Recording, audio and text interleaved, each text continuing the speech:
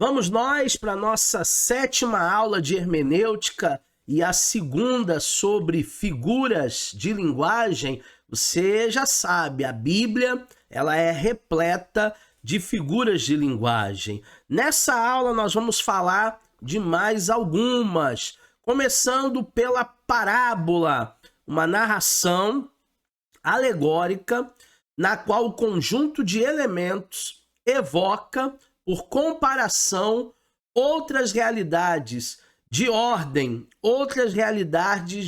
moral ou religiosa. E nós temos várias parábolas na Bíblia. Parábola do semeador, parábola do filho pródigo, parábola da ovelha perdida, parábola das 10 virgens. Nós temos uma infinitude de parábolas nas Sagradas Escrituras. Segunda figura de linguagem dessa aula, provérbio. É um dito comum, popular. Os provérbios do Antigo Testamento estão redigidos, em sua maior parte, em forma poética. Por isso que o livro de Salomão, intitulado como Provérbios, ele é considerado um livro poético. Em 2 de Pedro, capítulo 2, versículo 22, nós temos um provérbio muito conhecido deles. O cão voltou ao seu próprio vômito. Esse era um provérbio muito conhecido na época. Vamos agora para paradoxo.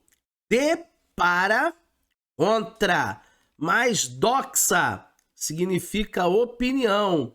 Então, uma declaração oposta à opinião comum, que parece absurda, porém, quando estudada, torna-se corretamente fundamentada. Na Bíblia nós temos o paradoxo, da hipocrisia dos escribas e fariseus, que dizimavam do endro e do cominho, mas que desprezavam a fé e a misericórdia. Isso é um paradoxo.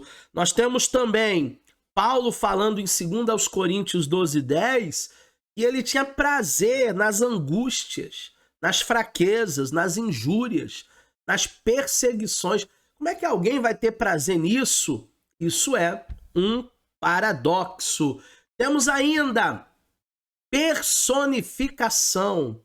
É atribuir características humanas a coisas ou ideias ou a animais. Quando Deus fala para Caim, em Gênesis 4:10, a voz do sangue do teu irmão ainda fala, isso é uma personificação. Eu estou dando voz ao sangue de Abel. Temos ainda profecia, predição do futuro, feita por um profeta, um oráculo. A profecia da Escritura pode ser definida como inspirada declaração da vontade e dos propósitos divinos. Por isso que os reis não gostavam muito dos profetas, não. Porque o profeta dizia, não vai chover durante 3 anos e 3 meses. E ele trancou o céu, não choveu. Era uma predição do futuro, porque os profetas eles tinham antevisão. Prefiguração, mais uma figura de linguagem. Representação daquilo que ainda não existe, mas que há de existir. Ou pode existir, ou se receia que existe. Nós temos o texto de Gênesis 22, de 8 a 13, que em todo momento que Abraão leva o filho para ser sacrificado no Monte Moriá, ele não diz para o menino, o sacrifício é você, você vai morrer. Ele diz para o menino, Deus proverá. E não é que Deus, ele proveu mesmo? Isso é prefiguração. Temos ainda a poesia, é a mensagem de Deus revelada através do lirismo da poesia judaica, está presente desde o Gênesis até o Apocalipse. A poesia hebraica, ela não possui rima, diferente da nossa poesia, que é totalmente rimada. E para terminar a aula de hoje, nós temos a última figura de linguagem, que é o tipo. É uma classe de metáforas que não consiste meramente em palavras, mas em fatos, pessoas, objetos que designam fatos semelhantes, pessoas ou objetos que há por vir. Então, quando a serpente de bronze foi levantada lá no deserto, João 3, versículo 14, vai dizer que Jesus ele será levantado como a serpente de bronze lá do deserto. Em Mateus 12:40, nós temos Jonas 3 dias e 3 noites no ventre daquele grande peixe, e Jesus 3 dias e 3 noites ali no centro da terra para conquistar a nossa remissão. Vocês entenderam o que é um tipo? Vocês entenderam figuras de linguagem? Ainda temos mais uma aqui.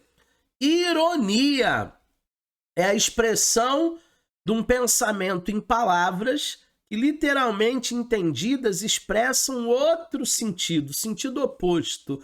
E essa passagem eu gosto muito, de 1 Reis, capítulo 18, versículo 27, que o profeta Elias começa a ironizar os profetas de Baal, que estavam de manhã até o meio-dia clamando e Baal não respondia. Aí Elias começou na sua ironia, né? Será que ele não foi viajar?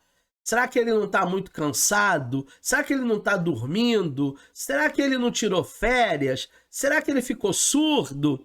Tudo isso era ironia, porque Elias sabia que Baal não existia. Essa foi a nossa 7ª aula de hermenêutica, a segunda de um bojo de 3 sobre figuras de linguagem. Ainda tem mais uma, a última aula de hermenêutica e também de figuras de linguagem. Eu espero você. Até lá!